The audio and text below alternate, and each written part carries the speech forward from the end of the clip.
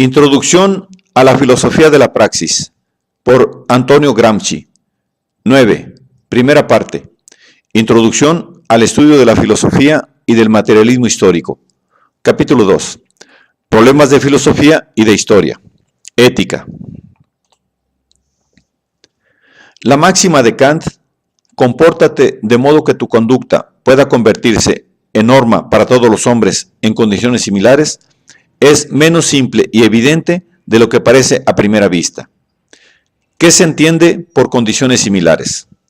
¿Las condiciones inmediatas en que se opera o las condiciones generales, complejas y orgánicas, cuyo conocimiento exige una investigación larga y críticamente elaborada? Fundamento de la ética socrática, en la cual la voluntad moral tiene su base en el intelecto, en la sapiencia, y por ello el mal comportamiento se debe a la ignorancia, etc. Y la investigación del conocimiento crítico es la base de una moral superior o de la moral sin más.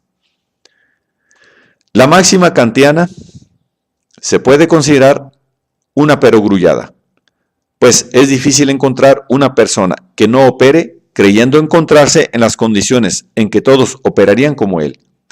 El que roba por hambre considera que todos los que tengan hambre robarán. El que asesina a la mujer infiel considera que todos los maridos traicionados deberían asesinar a sus mujeres, etc. Solo los locos, en el sentido clínico, actúan sin creer que están en lo justo. La cuestión se relaciona con otras. A. Todos son indulgentes consigo mismos porque cuando operan no conformísticamente conocen el mecanismo de las propias sensaciones y de los propios juicios, de la cadena de causas y efectos que los han llamado a operar. En cambio, son rigurosos con los demás, porque no conocen su vida interior. B. Todos operan según su cultura, es decir, la cultura de su ambiente, y todos los hombres son, para cada cual, su propio ambiente, los que piensan como él. La máxima de Kant presupone una sola cultura, una sola religión, un conformismo mundial. La objeción, que no parece exacta, es la de que no existen las condiciones similares porque entre las condiciones está comprendido el individuo que opera, su individualidad, etc. Puede decirse que la máxima de Kant está ligada a la época, al iluminismo cosmopolita y a la concepción crítica del autor. Es decir, está ligada a la filosofía de los intelectuales como estrato social cosmopolita. Por consiguiente, el que opera es el portador de las condiciones similares, o sea, el creador de estas. Dicho de otra manera, debe operar según un modelo que quisiera difundir entre los hombres, entre todos los hombres, según un tipo de civilización por cuyo establecimiento lucha o en favor de cuya conservación resiste contra las fuerzas disgregadoras, etc. Escepticismo. La objeción de sentido común que se puede hacer al escepticismo es que, para ser coherente consigo mismo, el escéptico tendría que vivir como un vegetal, sin meterse en los asuntos de la vida común. Si el escéptico interviene en la discusión, significa que cree poder convencer. Es decir, deja de ser un escéptico, pero representa una determinada opinión positiva, habitualmente mala, y solo puede triunfar convenciendo a la comunidad de que los otros son todavía peores por inútiles. El escepticismo se relaciona con el materialismo vulgar y con el positivismo. Es interesante un párrafo de Roberto Ardigo, en el que se dice que hay que alabar a Bergson por su voluntarismo. Pero, ¿qué significa esto? Buscar en un sistema opuesto el elemento necesario para la vida práctica ¿no equivale a confesar la impotencia de la propia filosofía para explicar el mundo? Este punto de Ardigo, contenido en los Scritti Vari, ordenados por G. Marchesini, Florencia, Le Monnier, 1922, debe relacionarse con la tesis de Marx sobre Feuerbach y demuestra hasta qué punto Marx había superado la posición filosófica del materialismo vulgar. Concepto de ideología. La ideología ha sido un aspecto del sensismo, o sea, del materialismo francés del siglo XVIII. Su significado originario era el de ciencia de las ideas. y dado que el único método reconocido y aplicado de esta ciencia era el análisis, su significado exacto era análisis de las ideas, es decir, investigación del origen de las ideas. Las ideas tenían que descomponerse en sus elementos originarios y estos no podían ser otros que las sensaciones. Las ideas derivan de las sensaciones. Pero el sensismo podía asociarse sin grandes dificultades con la fe religiosa, con las creencias más extremas en la potencia del espíritu y en sus destinos inmortales. Por esto, Manzoni, después de su conversión o retorno al catolicismo, e incluso al escribir los Inni Sacri, pudo mantener su adhesión al sensismo hasta que conoció la filosofía de Rosmini.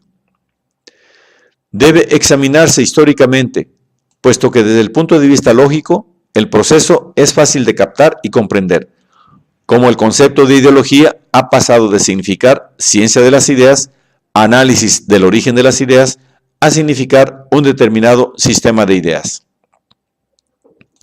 Puede decirse que Freud es el último ideólogo y que de Man es ideólogo. Por esto, resultaría tan extraño el entusiasmo de Croce y los crocianos por de Man, de no existir una justificación práctica de tal entusiasmo. Debe examinarse cómo el autor del ensayo popular ha quedado atrapado en la ideología, cuando la filosofía de la praxis representa una neta superación de esta y se contrapone históricamente a la misma. El significado que el término de ideología ha tomado en la filosofía de la praxis contiene implícitamente un juicio de desvalorización y excluye que para sus fundadores el origen de las ideas tuviese que buscarse en las sensaciones y en última instancia en la fisiología. Esta misma ideología tiene que analizarse históricamente según la filosofía de la praxis como una superestructura. Me parece que uno de los elementos de error en la consideración del valor de las ideologías se debe al hecho, nada casual, por lo demás, de que tanto se da el nombre de ideología a la superestructura necesaria de una determinada estructura como a las elucubraciones arbitrarias de determinados individuos. El sentido peyorativo de la palabra se ha extendido y esto ha modificado y desnaturalizado el análisis teórico del concepto de ideología. Puede reconstruirse fácilmente el proceso de este error. A. Se identifica la ideología como algo distinto a la estructura y se afirma que no son las ideologías las que modifican las estructuras, sino al contrario. B. Se afirma que una determinada solución política es ideológica y que, por consiguiente, aunque cree poder modificar la estructura, es insuficiente para modificarla. Se afirma que es inútil, estúpida, etc. Se pasa a afirmar que toda ideología es pura apariencia inútil, estúpida, etc. Se debe distinguir, por consiguiente, entre ideologías históricamente orgánicas, es decir, necesarias a una cierta estructura, e ideologías arbitrarias, racionalísticas, voluntarias. En la medida en que son históricamente necesarias, tienen una validez psicológica, organizan las masas humanas, forman el terreno en que los hombres se mueven, adquieren conciencia de su posición, luchan, etc. En la medida en que son arbitrarias, solo crean movimientos individuales, polémicas, etc. Pero ni siquiera estas son completamente inútiles, porque son como el error que se contrapone a la verdad y la afirma. Recuérdese la frecuente afirmación de Marx sobre la solidez de las creencias populares como elemento necesario de una determinada situación. Dice, poco más o menos, cuando este modo de concebir tendrá la fuerza de las creencias populares, etc. Otra afirmación de Marx es que una convicción popular tiene a menudo la misma energía que una fuerza material o algo parecido. Es una afirmación muy significativa. Creo que el análisis de esta afirmación lleva a reforzar el concepto de bloque histórico, en el cual las fuerzas materiales son el contenido y las ideologías la forma. Esta distinción de forma y contenido se hace meramente a efectos didácticos, porque las fuerzas materiales no se pueden concebir históricamente sin forma y las ideologías serían caprichos individuales sin las fuerzas materiales.